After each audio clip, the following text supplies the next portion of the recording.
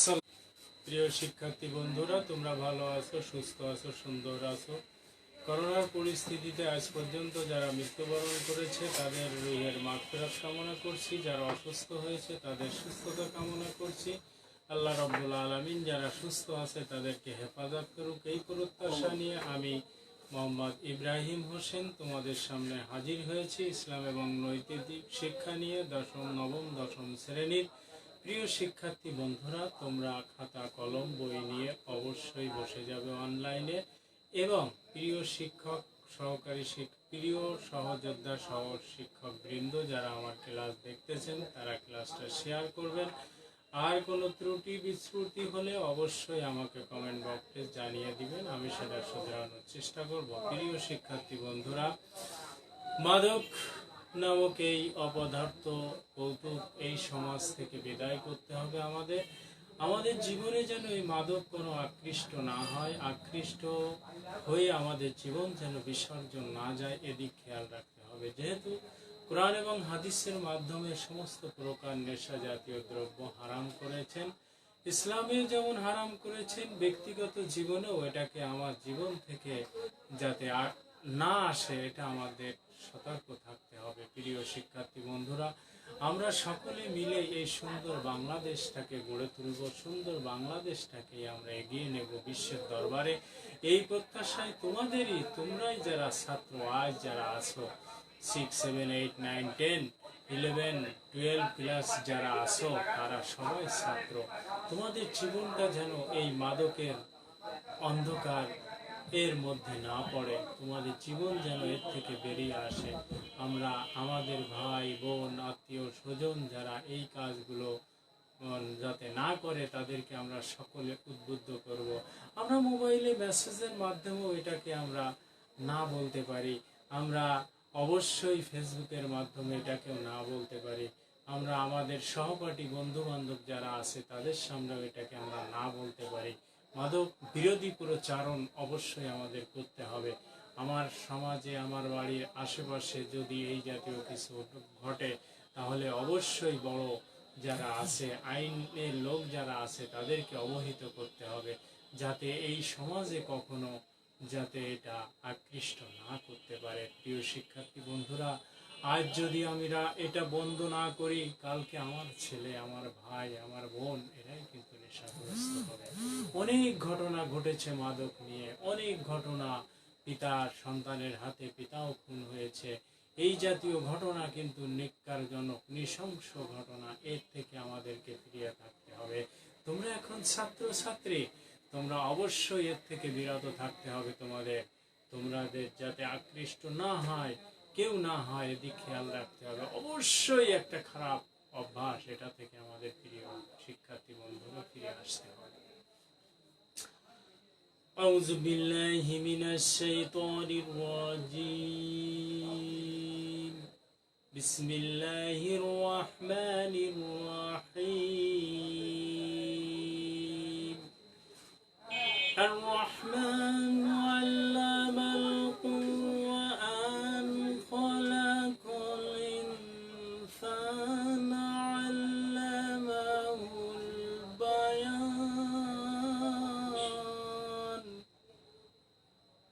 الشمس والقمر بحسبان والنجم والشجر يسجدان إلى الآخر الآيات. صدق الله العظيم. প্রিয় শিক্ষার্থী বন্ধুরা, এই যে আমি কি করলাম তোমরা কি বলতে পারো? হ্যাঁ, এটা তেলাওয়াত করলাম।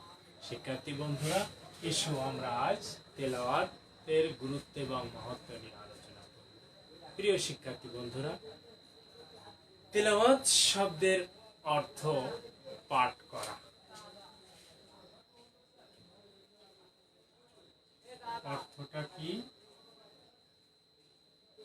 পাঠ করা।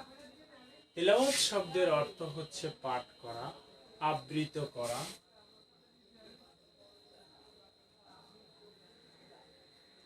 আবৃত্তি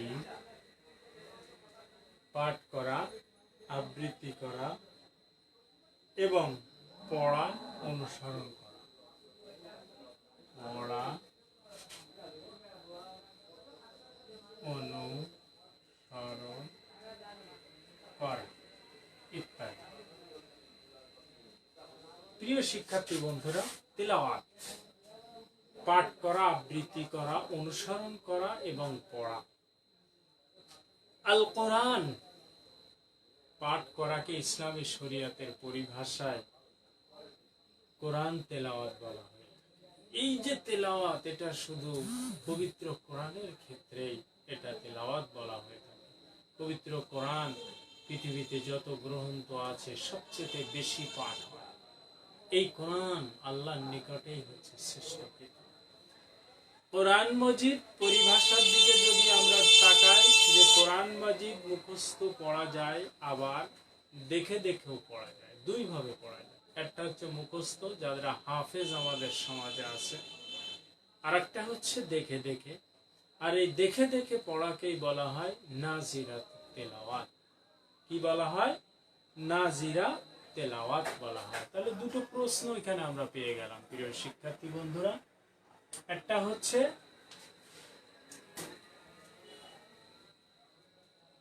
নাজিরা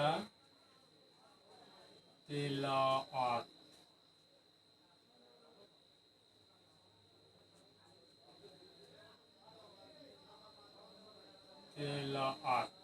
নাজিরা তেলাওয়াত বলা পেয়ে গেলাম। আর তেলাওয়াত শব্দের অর্থটা আমরা পেয়ে গেলাম যে পবিত্র কোরআন কয় ভাবে পড়া। শিখতে হলে প্রথমে দেখে দেখে পড়তে হবে। প্রথমে দেখে দেখে আমরা পড়তে, যেমন আমাদের ছোট করব, এভাবে দেখে দেখে কোরআন তেলাওয়াত করাও উত্তম কাজ। এতে অনেক জীবনেই, পার্থিব জীবনের প্রয়োজনীয় নানান জ্ঞান বিজ্ঞানের সুস্পষ্ট ইঙ্গিত কিন্তু নির্দেশনা দিয়েছেন।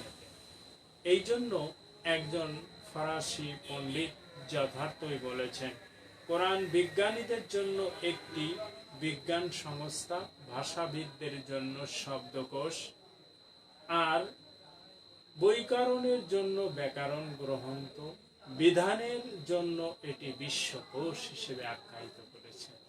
ফরাসি বিজ্ঞানী কিন্তু এই কথাগুলো বলেছেন।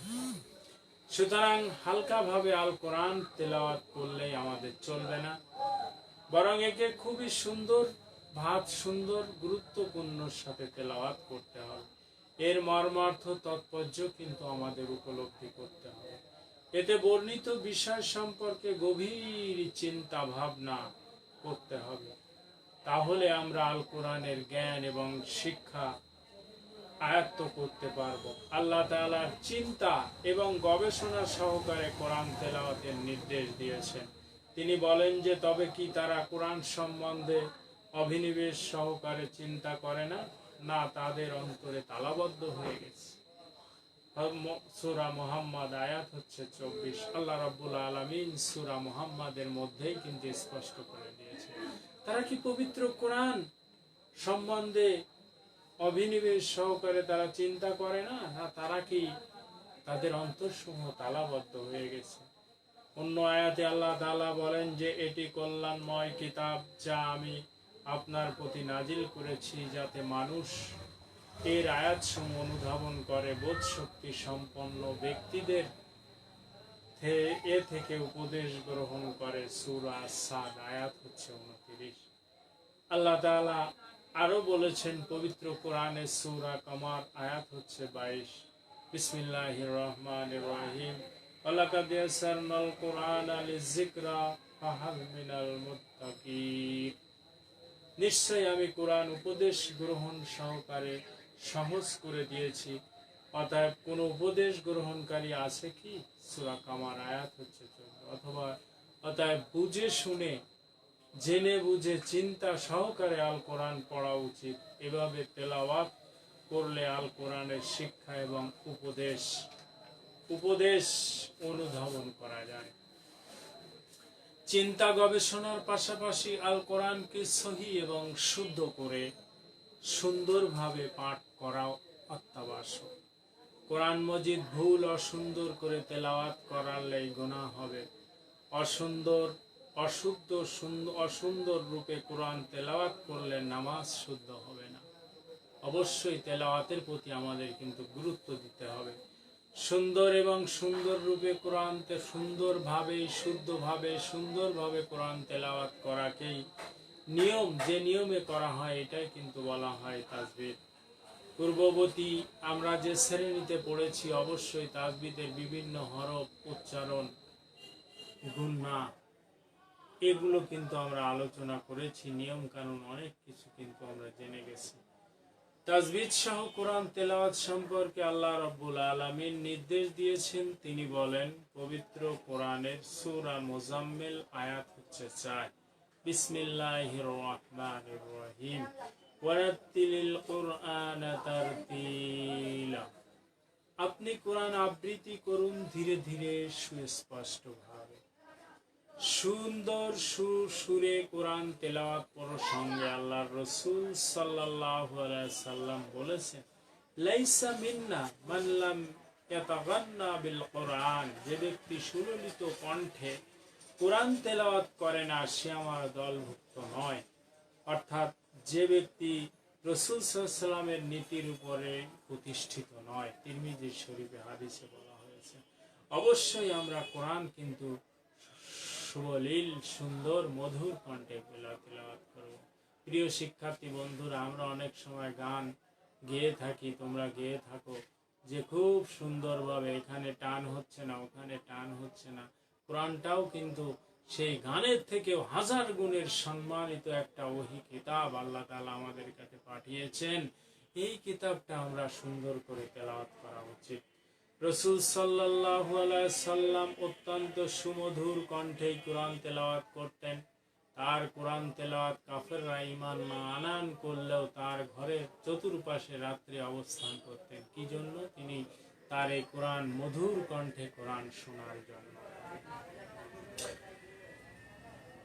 কোরআন তেলাওয়াত করে না, সুললিত সুন্দর মধুর তাজবিদ সহকারে কোরআন তেলাওয়াত করতেন। আমরাও সুন্দর এবং শুদ্ধ এবং সুন্দর রূপে কোরআন তেলাওয়াত করার চেষ্টা করব।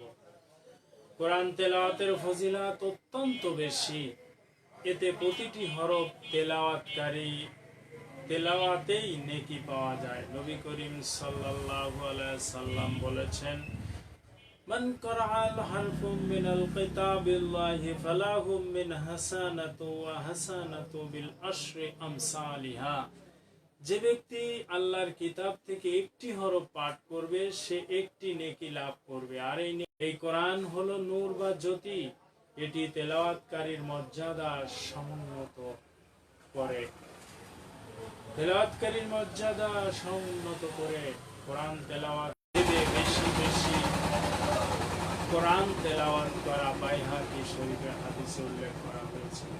যত মুকুট পরানো হবে আহমদ, আবু দাউদ শরীফে। অতএব আমরা কোরআন তেলাওয়াতের যত্নবান হব। আমরা শ্রেণীতে যে সূরাগুলো আছে, বইয়ে যে সূরাগুলো আছে, এইগুলো প্রতিনিয়ত পড়ব। আমি আলোচনা করব সেটা হচ্ছে শানে নজুল। শান অর্থ হচ্ছে অবস্থান, মর্যাদা, কারণ, ঘটনা এবং পটভূমি ইত্যাদি হতে পারে। অবস্থা, মর্যাদার কারণ, ঘটনা এবং পটভূমি। আর নজুল অর্থ হচ্ছে অবতরণ। তাহলে শানে নজুলের অর্থ হচ্ছে অবতরণের কারণ বা পটভূমি।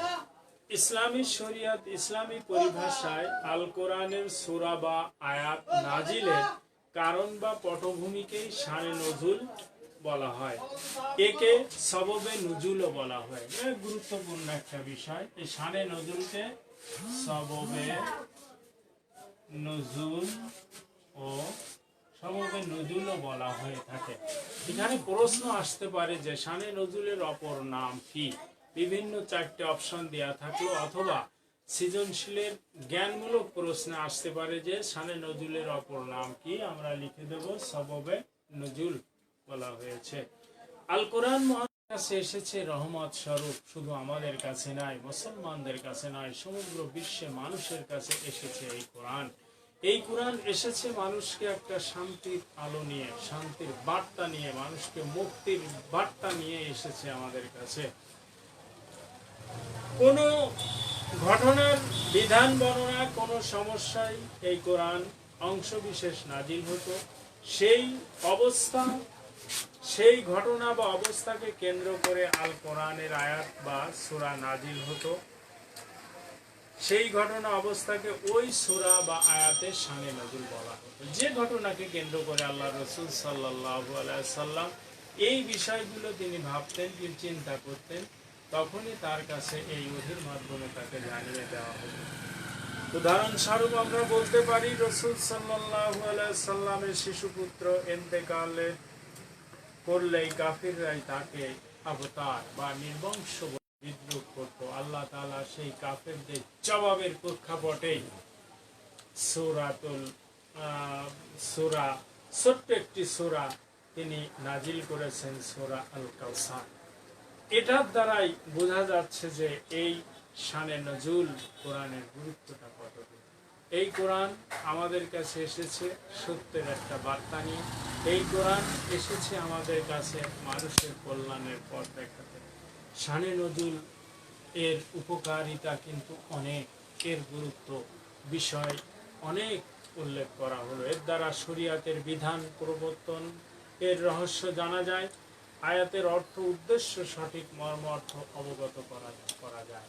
এই পবিত্র কোরআন আমাদের কাছে এসেছে, অর্থটা আমরা বুঝে বুঝে পড়ব। আমি একটা আয়াত পড়ব, এই আয়াতের অর্থটা পড়ব, তার গুন্না হচ্ছে কিনা, মাখরাজ হচ্ছে কিনা, তার কয়ালিকটা পরকালীনও পাবো, আমরা পরকালীনও আরো বেশি পাবো। সত্যিকার প্রিয় শিক্ষার্থী বন্ধুরা, তোমরা এতক্ষণ ধৈর্য সহকারে যে বিষয়টা তোমরা শিখলে, সেই বিষয়টার অবশ্যই তোমাদের বাস্তব জীবনে কাজে লাগাবে। গুরুত্ব এবং মহত্ব সম্পর্কে কুরআন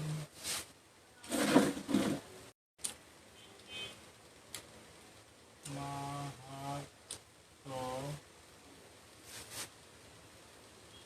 সম্পর্কে 10টি বাক্য লেখো। এটা তোমরা সবাই ভালো থাকবে। আবারও বলি, তোমাদের সুস্থতা থাকবে।